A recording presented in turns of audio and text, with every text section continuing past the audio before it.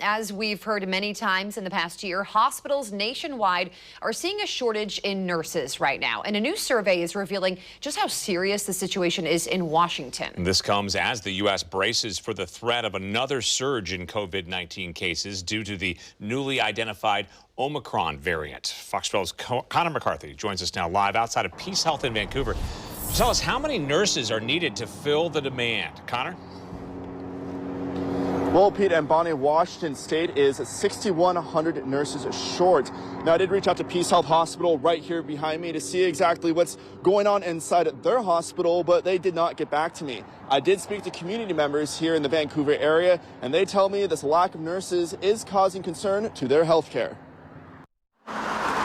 Like many industries across the country, hospitals in Washington State are putting up help wanted signs to hire more nurses. Right now, we are facing a significant shortage in terms of we are not graduating, educating enough people to care for those who need health care. The Washington State Hospital Association surveyed 80 hospitals that make up 85% of beds. They found a shortage of more than 6,000 full-time nurses. Nearly 3,000 traveling nurses are filling in the gap. It's not a long-term solution.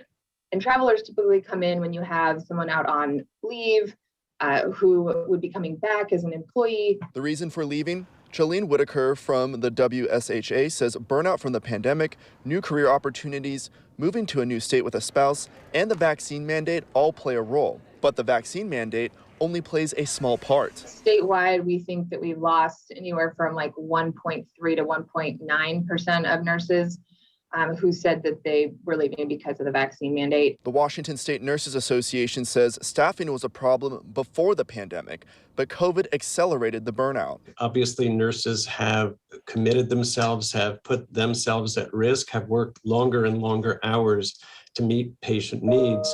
But with chronic understaffing, it's just made their situation worse and worse. David Keepnews with the Nurses Association says increasing pay is just one incentive to keep nurses at the bedside. I think a lot of nurses just feel a lack of respect, a lack of recognition and appreciation for what they do. He says it's never easy for a nurse to leave their job. Many of the nurses who leave just out of that sense of frustration, going home and worrying about whether you've given all the care that patients need. Despite the shortage, Whitaker says patients should expect the same level of care at hospitals. But Keepnews disagrees with the possible threat of the Omicron variant creating a new surge in cases. And we like to say that safe staffing saves lives, and we mean it.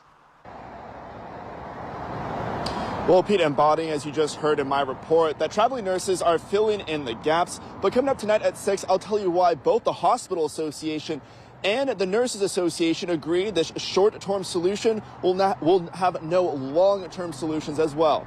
Live in Vancouver, Connor McCarthy, Fox 12 Oregon.